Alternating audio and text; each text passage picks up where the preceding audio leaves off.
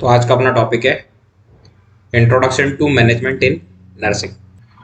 सबसे पहले हम बात करते हैं डेफिनेशन। मैनेजमेंट की डेफिनेशन करते हैं तो management is a act of doing things through and with the people in a formally organised group. Second definition है management is a set of activity directed at efficient and effective use of resources in pursuit of one or more गोल। मतलब क्या है, जो भी अपने पास available resources जो हैं, जो भी अपने पास रिसोर्सेज जो हैं उसका अपने को इफेक्टिवली और इफिशिएंटली जो है वो यूज करना है ताकि अपन अपने जो भी गोल्स जो है उसको अचीव कर सके, उसको अपन बोलते हैं मैनेजमेंट। अब इसमें इन्होंने क्या बता दिया कि मैनेजमेंट क्या है। मैनेजमेंट एक प्रॉब्लम सॉल्विंग प्रोसेस है जिसके अंदर अपन क्या करते हैं, ऑर्गेनाइजेशन के जो ऑब्जेक्टिव रहते हैं उसको अचीव करते हैं बाय इफेक्टिव और इफिशिएंट यूज ऑफ रिसोर्सेस।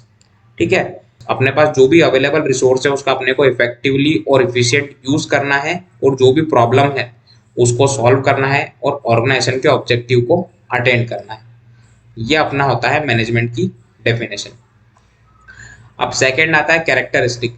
तो कैरेक्टरिस्टिक जो है वो मेनली सबसे पहला आता है प्रॉपर यूटिलाइजेशन ऑफ 3M। अब 3M में सबसे पहला M का मतलब होता है मनी, सेकंड का होता है मटेरियल और थर्ड का होता है मैन। ठीक है, ये 3M जो है वो अपने को मैनेजमेंट के अंदर देखने को मिलता है। ठीक है, अब सबसे पहला क्या रहता है कि अगर आप लोग को किसी भी चीज का मैनेजमेंट करना है तो आपके पास सबसे पहले मनी होना चाहिए। उसके बाद में फिर क्या है, मनी के हिसाब से अपन मटेरियल, इंफ्रास्ट्रक्चर और ये सब चीजें करते हैं और उसके बाद में आपके पास फंड भी है, मटेरियल भी है। तो अब उन सब चीज़ों को हैंडल और ऑपरेट करने के लिए आपको मैन पावर की ज़रूरत रहती है। तो जो भी मैनेजमेंट रहता है उसके अंदर के 3M जो रहते हैं उसका आपको प्रॉपर यूटिलाइजेशन करते आना चाहिए। फिर क्या है कि मैनेजमेंट में जितनी भी चीज़ें रहती है वो किससे रिलेटेड रहती है, ह्यूमन से रिलेटेड। आप कोई भी चीज़ को उठा के देख लो, सारी की सारी चीज़ें जो है वो ह्यूमन से कहीं ना कहीं डायरेक्टली और इनडायरेक्टली रिलेट करती है। फिर ये क्या है, यूनिवर्सल प्रोसेस है। का मतलब एक यूनिवर्सल प्रोसेस है, हर जगह अपने को मैनेजमेंट देखने को मिलता है। ठीक है, आप क्या है एक गुड ह्यूमन रिलेशनशिप जो है वो एस्टेब्लिश कर सकते हैं। ठीक है, कोई भी चीज़ अगर अपन करते हैं उसके पीछे अपना एक ऑब्जेक्टिव या फिर एक गोल जो है वो रहता है। ठीक है, तो इसमें भी यही बता रहे हैं कि जो भी आपका मैनेजमेंट रहता है वो ऑब्जेक्टिव ओरिएंटेड या फिर गोल ओरिएंटेड जो है वो रहता है। ठीक है, उसके बाद में आता है कि concern with getting work done. मतलब मैनेजर का काम क्या रहता है, कमांड देना।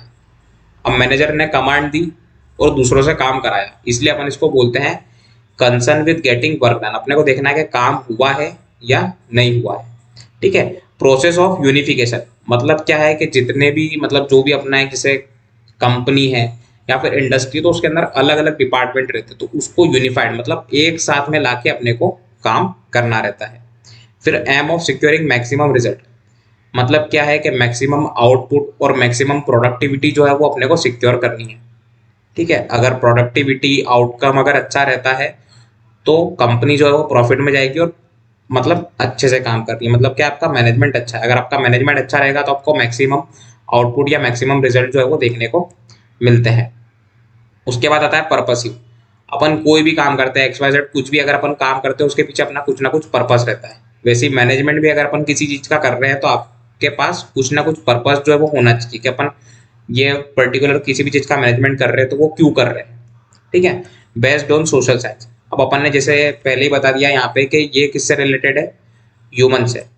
अब ह्यूमन क्या है, एक सोशल एनिमल है और अगर ह्यूमन सोशल एनिमल है तो फिर तो ये किसके ऊपर बेस्ड होना चाहिए, सोशल साइंस के ऊपर। इसलिए इसने लिखा है कि ये किसके ऊपर बेस्ड है, सोशल साइंस के ऊपर। तो अगर अपन इसके कैरेक्टरिस्टिक शुरुआत से देखें तो प्रॉपर यूटिलाइजेशन ऑफ 3M आता है सबसे पहले। उसके बाद में activity related to human, universal process है, गुड ह्यूमन रिलेशनशिप को बिल्ड करता है, ऑब्जेक्टिव या गोल ओरिएंटेड रहता है, फिर concern with getting work done, process of unification, aims of securing maximum result, और उसके बाद में आता है पर्पसिव और बेस्ड ऑन सोशल साइंस। तो मेनली कॉन्सेप्ट जो है वो दो हेडिंग के अंदर अपने को पढ़ने रहते हैं। सबसे पहला आता है रेमंड डी लियोन और सेकंड आता है CB गुप्ता। ठीक है, अब जो रेमंड डी लियोन जो थे उनकी एक बुक थी manage more by doing less, उसके अंदर उन्होंने कुछ कॉन्सेप्ट जो है वो दिए थे। सबसे पहला कॉन्सेप्ट था मैनेजमेंट बाय कम्युनिकेशन। इसके अंदर वो क्या बताते हैं कि जो भी मैनेजर रहता है उसकी कम्युनिकेशन स्किल अच्छी होनी चाहिए, क्योंकि मैनेजर का मेन काम क्या रहता है, कमांड देना या फिर किसी को भी ऑर्डर देना। तो आप किसी को भी ऑर्डर दे रहे हो या कमांड दे रहे हो तो आपको आपकी कम्युनिकेशन स्किल जो है वो अच्छी होनी चाहिए, तभी लोग आपका काम करेंगे। ठीक है। फिर आता है मैनेजमेंट बाय सिस्टम। तो मैनेजमेंट बाय सिस्टम से अपन क्या समझते हैं कि कोई भी पर्टिकुलर कोई भी चीज रहती है, आप जैसे कोई भी प्रॉब्लम लेके मैनेजर के पास गए, तो मैनेजर जो है एक सिस्टमेटिक वे में उस पर्टिकुलर प्रॉब्लम को सॉल्व करता है। सबसे पहले वो प्रॉब्लम को असेस करेगा, उसके बाद में फिर क्या करेगा, अल्टरनेटिव्स जो है वो फाइंड करता है कि ये प्रॉब्लम को अपन किस किस तरह से सॉल्व कर सकते हैं। फिर हर एक अल्टरनेटिव जो रहते हैं उसको वो इवेल्युएट करेगा। इवेल्युएट करने के बाद में जो सबसे सूटेबल अल्टरनेटिव रहता है उसको सिलेक्ट करके उससे प्रॉब्लम को सॉल्व करता है। फिर आता है मैनेजमेंट बाय पार्टिसिपेशन। तो मैनेजमेंट बाय पार्टिसिपेशन का मतलब होता है कि इसके अंदर अपने को जो लोअर लेवल वर्कर्स जो है, जो सबऑर्डिनेट जो है, वर्किंग यूनियन जो है उसका जो लीडर है, उसको भी अपने को डिसीजन जो मेकिंग रहती है उसके अंदर अपने को उनको इंक्लूड करना है, उसको बोलते हैं मैनेजमेंट बाय पार्टिसिपेशन। फिर आता है मैनेजमेंट बाय रिजल्ट। जैसे अपनी एग्जाम से रिलेटेड अगर बात करें, नर्सिंग के अंदर बहुत सारी बीच में 6 मंथ पे एक एग्जाम होती है, फिर प्री यूनिवर्सिटी होती है ना, ऐसा करके बीच में बहुत सारी एग्जाम होती है। पर मेनली अगर उसके अंदर अपन पास या फेल हो वो उतना मैटर नहीं करता है।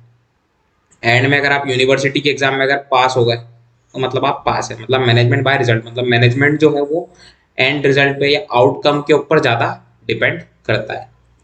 उसके बाद में आता है मैनेजमेंट बाय मोटिवेशन। मतलब जो भी ह्यूमंस जो है उनको एक बेटर वर्किंग कंडीशन प्रोवाइड करना, उनका मोरल जो है वो बूस्ट करके रखना। और किसी का भी मोरल अगर आपको बूस्ट करके रखना है तो या तो आप उसको मोटिवेशन स्पीक के थ्रू या फिर फाइनेंशियल इंसेंटिव जो रहते हैं उसके थ्रू आप किसी भी इंडिविजुअल को मोटिवेट करके रख सकते हैं। और अगर इंडिविजुअल मोटिवेट रहेंगे, वर्कर मोटिवेट रहेंगे, प्रोडक्टिव वे में वो काम करते हैं, और अगर वो अच्छे से काम करेंगे तो आपकी कंपनी का ऑब्जेक्टिव जो है वो आप इजीली अटेंड कर सकते हैं। फिर मैनेजमेंट बाय एक्सेप्शन। तो मैनेजमेंट बाय एक्सेप्शन का मतलब ये रहता है कि मैनेजर जो रहता है वो एक्सेप्शनली जो हाई लेवल के वर्क जो रहते हैं ना वही करता है। ठीक है। फिर आता है मैनेजमेंट बाय ऑब्जेक्टिव। ये अपन पहले भी पढ़ चुके हैं कि जो भी मैनेजमेंट जो रहता है वो गोल ओरिएंटेड रहता है या फिर ऑब्जेक्टिव ओरिएंटेड रहता है। तो ये जो थे वो 7 प्रिंसिपल थे, ये किसने दिए थे, रेमंड की लियोन ने। उनकी बुक थी manage more by doing less, उसके हिसाब से उन्होंने ये 7 कॉन्सेप्ट जो है वो दिए थे। सबसे पहला था मैनेजमेंट बाय कम्युनिकेशन, सेकंड था मैनेजमेंट बाय सिस्टम, थर्ड था मैनेजमेंट बाय पार्टिसिपेशन, फोर्थ था मैनेजमेंट बाय रिजल्ट, फिफ्थ था management by motivation, management by exception और मैनेजमेंट बाय ऑब्जेक्टिव। अब आते हैं अपन डॉक्टर C.B. गुप्ता के ऊपर। तो C.B. गुप्ता जो है उन्होंने भी 7 कॉन्सेप्ट दिए थे। सबसे पहला था मैनेजमेंट एज एन इकोनॉमी। आपका जो भी मैनेजमेंट है वो अच्छा है या बुरा है, ये किस चीज के ऊपर डिपेंड करता है, इकोनॉमी के ऊपर। अगर आपकी कंपनी प्रॉफिटेबल है, आपकी कंपनी अच्छा प्रॉफिट बना रही है, मतलब क्या है, आपका मैनेजमेंट अच्छा है। मतलब जो भी मैनेजमेंट जो रहता है वो बेसिकली किसके ऊपर डिपेंड करेगा, इकोनॉमिक फैक्टर या फाइनेंशियल फैक्टर्स पे। फिर सेकंड इन्होंने बताया था मैनेजमेंट एज अ टीम। इन्होंने क्या करा था कि मैनेजरियल जो भी फंक्शन जो थे उसको टीम में बांट दिया था। एक हायर लेवल का मैनेजर, एक मिडिल लेवल का मैनेजर और एक लोअर लेवल का मैनेजर। तो लोअर लेवल का मैनेजर रहता था वो, उसका काम क्या था कि जो भी वर्कर्स जो हैं उनके जो भी इश्यूज हैं, जो भी प्रॉब्लम है उसको हायर अथॉरिटी तक पहुंचाना। जो मिडिल लेवल वाला वर्क मतलब जो मैनेजर था उसका काम क्या था कि हायर लेवल और लोअर लेवल वाले मैनेजर के बीच में एक हार्मोनी मेंटेन करके रखना। और हायर लेवल का मैनेजर जो था उसका काम क्या था, जो भी ऊपर से हायर अथॉरिटी से जो भी ऑर्डर्स आते हैं उनको नीचे पास ऑन करना। फिर आता है एकेडमिक डिसिप्लिन। एकेडमिक डिसिप्लिन में क्या रहता है कि मेनली अगर आप कहीं पे एज मैनेजर काम कर रहे हैं या फिर मैनेजमेंट से रिलेटेड अगर आप कुछ भी काम कर रहे हैं तो आपको मैनेजमेंट के बारे में नॉलेज होना चाहिए, आपके पास डिग्री या डिप्लोमा होना चाहिए मैनेजमेंट के किसी भी कोर्स में, तभी आप कहीं पे भी जाके एज अ मैनेजर या फिर मैनेजमेंट में काम कर सकते हो। फिर उसके बाद में आता है मैनेजमेंट एज एन प्रोसेस। जैसे वहां पे अपन ने पढ़ा था सिस्टम, कि हर चीज सिस्टमेटिक वे में होती है, वैसे ही ये है कि हर एक चीज जो है उसको करने का एक पर्टिकुलर प्रोसेस रहता है, एक पैटर्न रहता है जिसके हिसाब से अपन वो पर्टिकुलर चीज को करते हैं, उसको अपन बोलते हैं मैनेजमेंट एज एन प्रोसेस। फिर आता है management as an human process. तो जो मैनेजर जो रहता है उसका एक इम्पॉर्टेंट फंक्शन जो है वो क्या रहता है कि जो भी क्या बोलते हैं उसके सबऑर्डिनेट्स जो हैं या जो भी वर्कर्स उसके अंडर में काम कर रहे हैं उनको एक बेटर वर्किंग कंडीशन प्रोवाइड करना। अगर आप उनको बेटर वर्किंग कंडीशन प्रोवाइड कराते हो तो जो वर्कर जो है मतलब बहुत सारे वर्कर काम करते हो तो जो वर्कर जो रहते हैं उनके बीच में भी एक हार्मोनी रहती है और वर्कर और मैनेजमेंट जो रहता है उसके बीच में भी एक हार्मोनी रहती है। और इंडिविजुअल जो है उसको पूरा जॉब सेटिस्फेक्शन भी रहता है, प्रॉपरली प्रोडक्टिव वे में काम करेगा तो क्या है आपकी कंपनी को ही फायदा होता है।